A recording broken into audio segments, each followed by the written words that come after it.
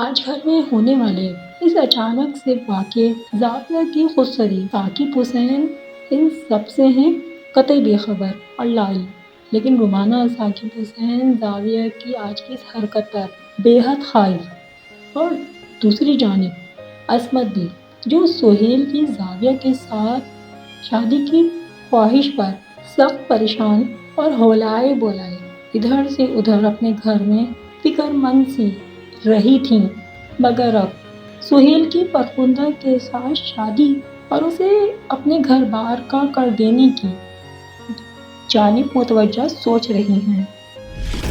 آپ یہ سب جانیں ناول کی آج کی اس قسط میں۔ السلام علیکم۔ معاشرتی اور رومانوی تحریروں اور موضوعات پر مبنی میرے افسانوں، کہانیوں اور ناولز کا سلسلہ باغیچہ شب، جس میں آپ سب سن رہے ہیں میرا پہلا ناول زرد خزاں کی اوٹ سے جھانک رہی ہے بہار شبیرو، اور آج آپ اس ناول کی 65ویں قسط سنیں گے۔ ثاقب حسین آفس سے گھر آ گئے تھے۔ رات کے کھانے کی ٹیبل سج چکی تھی۔ ثاقب حسین، رومانہ ثاقب حسین، صباحت بیگم اور شازمین رات کے کھانے کے لیے اس وقت ڈائننگ روم میں موجود تھے۔ ہاں، لیکن زاویہ کھانے پر نہیں تھی۔ رومانہ ثاقب حسین اس قدر ناراض تھیں، اور زاویہ کے آج شام کی حرکت پر انہیں اتنا غصہ تھا انہوں نے خود بھی اسے نہ بلایا۔ ثاقب حسین کے خیال سے وہ خود کو حتی الامکان حشاش بشاش ظاہر کر رہی تھیں، مگر زاویہ کی وجہ سے وہ سخت غصہ تھیں، اور جتنا انہیں غصہ آ رہا تھا اسی قدر افسردہ بھی تھیں، اور ایک طرح سے صباحت کا اندازہ بھی صحیح تھا۔ ثاقب حسین آج روزانہ کے اپنے وقت سے کچھ پہلے ہی گھر آ گئے تھے۔ رومانہ ثاقب حسین نے اپنے مزاجی خودہ کے طے کردہ اصولوں و ضابطوں کے تحت ان کے ساتھ کی ہمراہی میں زندگی کو گزارا تھا، اور وہ خوب جانتی تھیں سارا دن کے بعد رات گھر لوٹتے تو اہل خانہ کے ساتھ پرسکون ماحول میں ذرا وقت ضرور گزارتے، ساتھ کھانا کھاتے، چائے کافی چلتی، گھر کے ماحول میں یا اس گھر کے مکینوں کے درمیان ذرا سی بھی تلخی، چپکلش یا تناؤ انہیں کسی صورت قبول نہیں تھا۔ وہ گھر آتے تب رومانہ ثاقب حسین ہنستے مسکراتے حشاش بشاش چہرے کے ساتھ انہیں گھر میں خوش آمدید کہنے کو موجود ہوتی، جیسے آج روزانہ کی طرح رومانہ ثاقب حسین نے اپنے شوہر ثاقب حسین کو گھر میں ویلکم کیا تھا، اور پھر معمول کے مطابق رات کے کھانے کی ٹیبل لگائی گئی تھی، اور جس پر اب گھر کے یہ سارے مغرب موجود تھے ماں سوائے زاویہ کے۔ گھر کے ماحول میں تلخی اور تناؤ تو نہیں تھا، ہاں، مگر ایک گہری خاموشی کا احساس ضرور ہو رہا تھا۔ صباحت اور شازمین بھی خاموشی سے اپنا کھانا کھا رہی تھیں، اور خود رومانہ ثاقب حسین بھی آج بہت چپ چپ تھیں۔ لاکھ انہوں نے خود کو اپنے شوہر کے سامنے حشاش بشاش تر و تازہ دکھائی دینے کی کوشش کی تھی۔ ایک مسکراہٹ روزانہ کی طرح انہوں نے اپنے چہرے پر سجائی تھی، ہاں، مگر ان کی اپنی ذات کی خاموشی، افسردگی کی جھلک بھی ان کے چہرے پر نمایاں تھی۔ اپنی دانش میں وہ ثاقب حسین سے بات کر رہی تھیں، ان کی باتوں کا جواب دے رہی تھیں، شوہر کے لیے کھانا بھی خود اپنے ہاتھوں سے ہی سرو کر رہی تھیں، جیسے وہ ہمیشہ کیا کرتی تھی۔ اور ذرا دیر گزرتی تو وہ صباحت یا شازمین سے کوئی ہلکی پھلکی بات بھی کر لیتی تاکہ اس خاموشی کے احساس کو کم کیا جائے، مگر شاید نپی چلی سی یہ کوششیں کہیں نہ کہیں کمزور ثابت ہو ہی رہی تھی۔ کیا بات ہے، آج اتنی خاموشی کیوں ہے بھائی، اور یہ زاویہ کہاں ہے؟ کیا وہ ہمارے ساتھ کھانا نہیں کھائے گی؟ ثاقب حسین بغور ان کی جانب دیکھتے پوچھ رہے تھے۔ اسے بھوک نہیں ہے، آپ یہ لیجیے۔ رومانہ ثاقب حسین نے سالن کی ڈش اٹھائی تھی۔ آج صباحت نے خاص طور پر سوپ بھی بنوایا ہے، وہ اپنی دانش میں بتانے لگی۔ ثاقب، میں آپ کے لیے سوپ نکالوں؟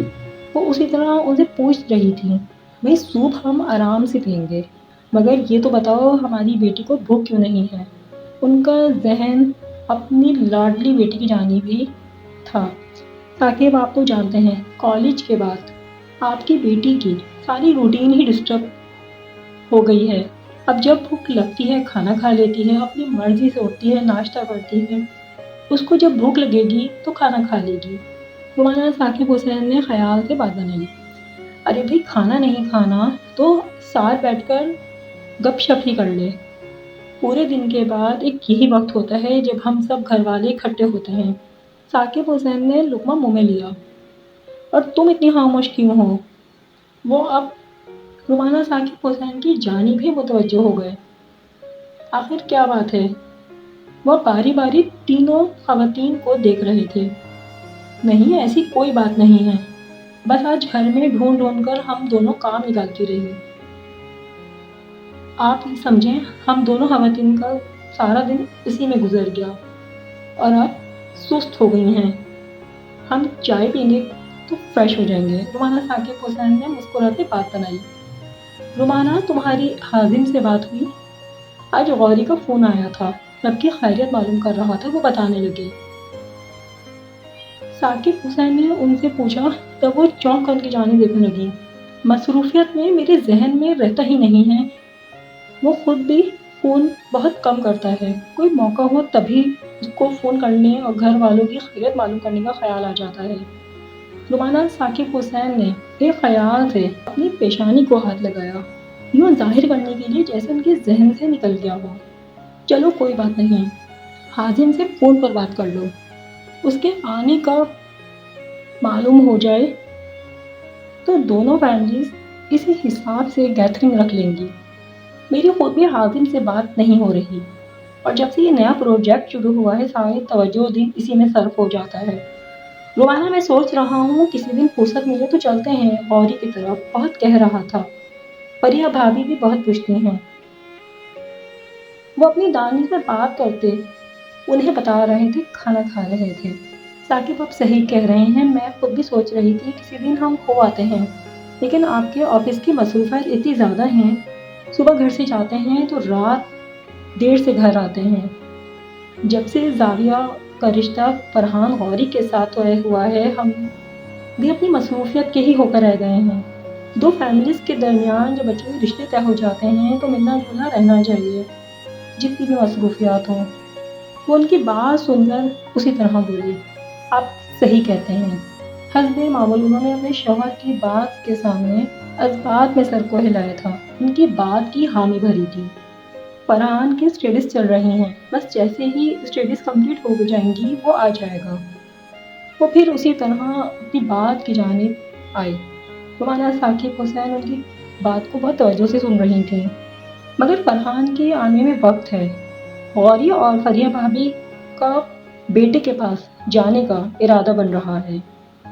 آج غوری سے بات ہوئی تو ذکر کر رہا تھا کہ بزنس کے سلسلے میں جانا ہے، تو بس پروگرام یہی ہے کہ فریہ بھابھی کو بھی ساتھ لے جائیں، وہ یہاں اکیلی بہت بور ہوتی ہیں۔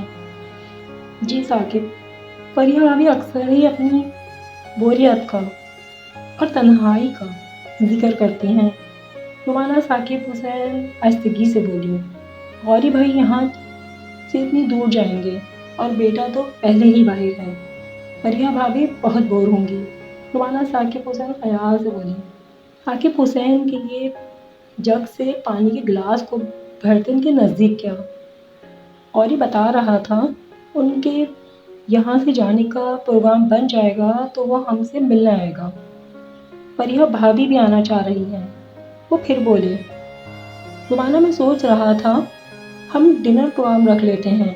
انہوں نے تجویز پیش کی، جی ثاقب آپ صحیح کہتے ہیں، ہم ڈنر رکھ لیں گے، اور اسی بہانے ثاقب آپ بھی اپنے دفتر سے جلدی گھر آ جائیں گے۔ آج کل تو آپ بہت دیر سے گھر آنے لگے ہیں۔ فریہ بھابھی سے بات ہوئی تو بتا رہی تھیں غوری بھائی دیر سے گھر آتے ہیں، سارا دن وہ بہت اکیلی رہتی ہیں، سارے گھر میں ادھر سے ادھر مصروفیات ڈھونڈتی رہتی ہیں۔ ہاں لیکن اکیلا پن اور تنہائی وہ محسوس کرتی ہیں، اور میں نے تو کہا تھا کہ آ جایا کریں، مگر انہیں روز روز کا یہاں آنا شاید اچھا نہیں لگتا۔ رومانہ ثاقب حسین بہت سلیقے سے ان کی بات کا جواب دے رہی تھیں، اور اسی دوران ثاقب حسین کے لیے سوپ کو پیالے میں نکالتے سرو بھی کیا تھا۔ سوپ واقعی بہت مزیدار ہے، رومانہ ثاقب حسین نے داد دی تھی۔ ثاقب کب تک جانے کا ارادہ ہے غوری بھائی کا اور فریحہ بھابھی کا؟ رومانہ ثاقب حسین کو خیال آیا تو پوچھنے لگی۔ بس اپنی آفس کی کچھ مصروفیات ہیں، ان سے فراغت مل جائے تو بیٹے کے پاس جانے کا ہی پروگرام ہے، اور جانے سے پہلے یہاں ہم سے ملنے آئیں گے۔ مجھے کہہ رہا تھا بیٹھ کر کچھ بات بھی کرنی ہے، چلو اسی بہانے ملاقات ہو جائے گی، ڈنر ہو جائے گا اور وہ بات بھی ہو جائے گی۔ اور جب وہ لوگ رشتہ لینے ہمارے ہاں آ رہے تھے تب بھی اس ساری بات کو سرپرائز رہنے دیا تھا۔ ظاہر بھی نہیں کیا تھا کہ فرحان کا رشتہ ہماری بیٹی زاویہ کے لیے لینے آ رہے ہیں۔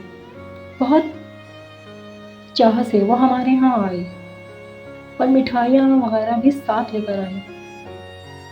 ہماری بچپن کی دوستی، میں غوری سے کہہ رہا تھا، رشتہ داری کی جانب بڑھتے آپ نے باقاعدہ سنگ بنیاد ہی رکھ دیا ہے۔ ثاقب حسین اپنی بات کو کہتے مسکرائے اور رومانہ ثاقب حسین ان کی بات کو سن کے اپنا سوگ چھوڑ کر ان کی جانب دیکھنے لگی۔ ثاقب کیسی بات؟ وہ فکر مند سے ان کی جانب دیکھ کے پوچھنے لگی۔ اب ظاہر ہے رومانہ جب وہ لوگ یہاں آئیں گے تبھی بات ہمیں بھی معلوم ہوگی کہ کیا بات کرنے آ رہے ہیں، اور شاید شادی کے حوالے سے ہی کوئی بات کرنے کا ارادہ ہو۔ ثاقب حسین نے ان کی جانب دیکھتے ایک خیال ظاہر کیا۔ شادی کی بات؟ رومانہ ثاقب حسین چونک کر ان کی جانب آہستگی سے بولی۔ جہاں تک میرا اپنا خیال ہے وہ اپنے بیٹے کی اور ہماری بیٹی کی شادی کی بات ہی کرنے آ رہے ہوں گے، اور رومانہ اس میں حرج بھی کیا ہے؟ جو کام بعد میں ہونا ہے وہ بھی ہو جائے، کیا فرق پڑتا ہے؟ جی ثاقب آپ کی بات تو صحیح ہے، لیکن میں سوچ رہی تھی کہ اگر شادی میں کچھ وقت مل جائے تو شادی کی تیاری میں آسانی رہے گی، اور ہماری ایک ہی بیٹی ہے، اور سب سے بڑھ کر وہ غوری بھائی فریحہ بھابھی کی اکلوتی بہو بننے جا رہی ہے۔ دونوں جانب کے خاندان اور اس قدر بڑا ہلکا احباب سب دیکھنا پڑے گا، مہمانوں کی طویل فہرست، اور جو رہ گیا ساری زندگی کا گلہ رہ جائے گا۔ ہمیں سب کچھ دیکھنا پڑے گا کہ کہیں کوئی کمی نہ رہ جائے۔ رومانہ ثاقب حسین نے معقولیت سے بات بنانی چاہیے۔ ارے بھائی رومانہ، یہ تو تم خواتین کا مسئلہ ہے، شاپنگ اور شادی کی تیاریاں رہ گئی، شادی کے انتظامات وہ تو میں اور غوری ہم لوگ خود ہی اپنے حساب سے کر لیں گے، اس کے لیے تمہیں یا فریحہ بھابھی کو سوچنے کی، پریشان ہونے کی ضرورت نہیں ہے۔ ہاں، خواتین کی تیاری یہ ایک بہت بڑا مسئلہ ہے، وہ تمہیں یہاں اور فریحہ بھابھی کو وہاں اکیلے ہی دیکھنی ہے، اور مجھے اور غوری کو تو ان خواتین کی شاپنگ تیاریوں سے دور ہی رکھو۔ لیکن رومانہ، اگر غوری اور فریحہ بھابھی شادی کے لیے جلدی والی بات کریں گے تو ظاہر ہے ہمیں ان کی بات ماننی پڑے گی، اور میں تو خود بھی جلدی شادی کے حق میں ہوں۔ رشتہ طے ہو جانے کے بعد شادی میں تاخیر مناسب بات نہیں ہے۔ وہ اپنی جانب میں بات کو مکمل کر چکے تھے۔ رومانہ ثاقب حسین نے ان کی کہی بات کو سنتے بے بسی سے اپنی نند صباحت بیگم کی جانب دیکھا تھا۔ صباحت خود بھی پریشانی سے انہیں دیکھ رہی تھی۔ شازمین بیٹا، جی ماموں جان، زاویہ کو بلا کر لاؤ، کہنا کہ میں خود اسے بلا رہا ہوں۔ ثاقب حسین نے خود اپنی بیٹی کو بلایا تھا، ان کا حکم تھا۔ شازمین کو اٹھنا ہی پڑا۔ جی ماموں جان۔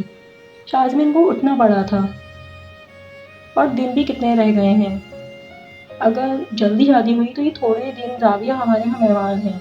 رومانہ تم میری بیٹی کا بہت خیال رکھو۔ انہیں خیال آیا تو اپنی بیوی کی جانب دیکھنے لگے۔ جی۔ شوہر کی بات کو سمجھتے انہوں نے آہستگی سے سر کو جھکایا۔ زاویہ تم کھانے پر کیوں نہیں آ رہی ہو؟ شازمین کو مجبوراً آنا پڑا تھا۔ شازمین، تم یہاں سے چلی جاؤ اور مجھے کوئی کھانا وانا نہیں کھانا۔ زاویہ سخت ناراض تھی۔ زاویہ، اپنی اس ناراضگی کو اپنے پاس رکھو، ماموں جان نے مجھے خود بھیجا ہے تمہیں بلانے کے لیے، اٹھو۔ شازمین، تم جا کر کہہ دو میں کھانا نہیں کھاؤں گی، ڈیڈی اور ممی کو جا کر کہہ دو۔ وہ اپنی جگہ پر اسی طرح منہ پھلائے بیٹھی تھی۔ زاویہ، سیدھی طرح کھڑی ہو جاؤ، شازمین نے غصے سے اسے گھورا۔ ہم تمہارے مسئلے پر کل آرام سے بات کر لیں گے، بلکہ مومانی جان اور امی خود تم سے بات کریں گی، مگر وجہ کوئی بھی ہو، کھانا کیوں چھوڑ کر بیٹھی ہو؟ کھانے سے ناراضگی اللہ پاک کی ناراضگی کا سبب بنتی ہے۔ اٹھو اور کھانے کے لیے چلو۔ اٹھو پلیز زاویہ، شازمین منت خواہانہ لہجے میں بولی۔ اور ہاں یاد آیا، کھانے کے بعد میں تم سے ایک امپورٹنٹ بات کروں گی۔ شازمین نے اس کو مناتے ساتھ ویسے ہی ایک سسپینس چھوڑا۔ کیسی بات شازمین؟ وہ چونکی، ایک خیال کہ شاید سہیل یا ان کی اماں کے حوالے سے ہی کوئی بات شازمین نے سنی ہو، تو وہ جلدی سے متوجہ ہوئی۔ زاویہ وہ بات کھانے کے بعد میں بیڈ روم میں آ کر تم سے کروں گی۔ شازمین مسکرائی۔ ٹھیک ہے۔ زاویہ شازمین کے اس سسپینس نما اشارے پر اٹھ گئی۔ زاویہ، کھانے پر کوئی فضول بات نہیں کرنا، اور نہ ہی کوئی ایسی حرکت کرو گی اور نہ ہی کوئی ایسا تاثر دو گی جس سے ماموں جان ممانی جان پریشان ہوں، اور جو بھی بات ہوگی وہ کل ہم کریں گے۔ معاملے کی نزاکت کو سمجھتے شازمین اپنی جانب میں اسے سمجھا رہی تھی۔ ٹھیک ہے۔ زاویہ اس کی یہ بات بھی مان گئی تھی، اور تب شازمین زاویہ کو اپنے ساتھ لیے کھانے کی ٹیبل پر آ گئی تھی۔ وہ جب سے گھر آیا تھا اپنے کمرے میں بند پڑا تھا۔ رات کھانے پر اماں نے اسے بار بار بلایا تھا، تب اسے آنا ہی پڑا تھا، مگر اماں دیکھ رہی تھی، اس کے چہرے پر وہی اداسی تھی، اور صاف لگ رہا تھا ذہن وہیں سوچوں میں گھرا ہوا ہے۔ اماں اس کے لیے پلیٹ میں کھانا نکال کر اس کے سامنے رکھ رہی تھی۔ تازہ پکی ہوئی روٹی نکال کر اس کے سامنے رکھی۔ کھانا شروع کرو، اماں آہستگی سے بولی۔ جی اماں۔ ویسے تو کھانا رکھا تھا، مگر تابندہ نے تمہارے خیال سے آملیٹ بھی بنا لیا تھا، اماں نے اسے بتایا۔ اماں رہنے دیتی، جو بھی پکا تھا میں کھا لیتا۔ وہ اماں کی بات سن کر آہستگی سے بولا۔ تم کھانا شروع کرو۔ مگر اماں نے دیکھا تھا وہ کھانا نہیں کھا رہا تھا، ویسے ہی سر کو جھکائے بیٹھا تھا۔ سہیل، میرے بچے کھانا شروع کرو۔ لمحے بھر کو تو اماں کا کلیجہ بھی منہ کو آیا تھا۔ ان کا ایک اکلوتا بیٹا تھا، ان کی امیدوں کا، تمناؤں کا مرکز۔ وہ اسے خوش دیکھتی تو خوش ہو جاتی، اور ذرا سا پریشان دیکھتی تو دنوں تک اس کی پریشانی کو اپنے دل پر محسوس کیے جاتی۔ اور آج وہ اس قدر اداس تھا کہ اماں کا اپنا دل بھی بجھ کر رہ گیا تھا۔ کھانا ٹھنڈا ہو رہا ہے بیٹا، اماں نے اسے پھر متوجہ کیا۔ جی اماں۔ اماں نے اسے اصرار کیا، تب وہ سر کو جھکائے کھانا کھانے لگا۔ سہیل، میرے بچے، رزق سے اتنی لاپرواہی برتنا رب پاک کو پسند نہیں ہے، اور رزق کی ضرورت ہمیں ہے۔ ساری محنت، دوڑ دھوپ سب ہم اس روٹی کے لیے کرتے ہیں، اسے ہماری ضرورت نہیں ہے، ہمیں اس کی ضرورت ہے۔ اماں نے تابندہ کا بنایا ہوا آملیٹ اس کے آگے کیا تھا۔ کل کھانا زیادہ بچ گیا تھا تو آج وہی کھانے کے لیے ہم نے گرم کر لیا، مگر ساتھ میں تمہاری وجہ سے یہ آملیٹ بھی میں نے بنوا لیا۔ اماں نے پھر اسے بات کو دہرایا۔ اسے اندازہ تھا، جانتا تھا اماں اس کا کس قدر خیال رکھتی ہیں۔ تم آرام سے اطمینان سے اپنا کھانا کھاؤ، تو میری بات کو سن رہے ہو نا؟ اماں نے اس کی جانب دیکھا۔ جی اماں۔ تو بس میرے بچے، خوشی خوشی اپنا کھانا ختم کر اور رب پاک کا شکر ادا کر۔ رخشندہ، رفت دی مربے لائی تھی نا، وہ بھی نکال کر لے آ۔ اچھا اماں، میں لے آتی ہوں۔ اور یہ تم دونوں دسترخوان پر آ کر کیوں نہیں بیٹھ رہی ہو؟ کھانا ٹھنڈا ہو رہا ہے۔ اماں میں آ رہی تھی، کولر سے بوتل پانی کی بھر رہی تھی۔ تابندہ اماں کی آواز پر جھٹ دوڑے چلی آئی، پانی کی بوتل اور گلاسوں کو ترتیب سے سلیقے سے دسترخوان پر رکھا۔ سہیل، بچے، کباب تلوا دوں؟ اماں کو خیال آیا۔ نہیں اماں، یہ سب بھی بہت ہے۔ رخشندہ، چولہے پر چائے کو رکھتی آنا۔ وہ جانتی تھیں سہیل کو رات کھانے کے بعد چائے پینے کی عادت تھی، اور وہ خود بھی سہیل کے ساتھ رات کھانے کے بعد چائے ضرور پیتی تھیں۔ جی اماں، میں وہی کر رہی تھی۔ چل سہیل میرے بچے، تو کھانا شروع کر دے۔ شاباش میرے بچے۔ اماں نے شفقت سے اس کے سر پر ہاتھ رکھا۔ اماں نے دیکھا تھا وہ اماں کے کہتے ساتھ اب کھانا کھا رہا تھا۔ اس کو اس قدر اداس، رنجیدہ دیکھتے عصمت بھی کی اپنی آنکھیں بھی بھر آئی تھیں۔ بیٹے کو اس طرح اس حال میں دیکھتے ضبط کر گئیں، اپنی چادر سے آنکھوں کے آنسوؤں کو صاف کیا اور کھانے کی جانب متوجہ ہو گئی۔ آپ کو میری قسط کیسی لگی؟ اپنی رائے، اپنی پسندیدگی کا اظہار ویڈیو کو لائک کر کے، چینل کو سبسکرائب کر کے، بیل آئیکن کو پریس کر کے، اور اس ویڈیو کو شیئر کر کے ضرور کیجیے۔ خوشبو دل فریب ہوتی ہے، مسحور کن ہوتی ہے، جو آپ کی ذات اور آپ کے ارد گرد کو مہکا کر رکھ دیتی ہے۔ اور ایسے ہی آپ کی ذات سے وابستہ آپ کے اٹوٹ اور آپ کے پیارے رشتے ہیں جو خوشبو کی مانند ہیں۔ رشتوں کی صورت اس ساری مہک کو، خوشبوؤں کو اپنی ذات سے قریب کر اپنی زندگی میں اپنے آس پاس بکھیر کر رکھیے، کیونکہ آپ کی ذات سے وابستہ آپ کے یہی پیارے رشتے آپ کی زندگی کو وہ مسحور کن دل فریب مہک سے معطر رکھیں گے کہ آپ کی ذات اور آپ کی زندگی ہمیشہ مسکراتی، مہکتی، مہکاتی، ہنستی، مسکراتی دکھائی دے گی۔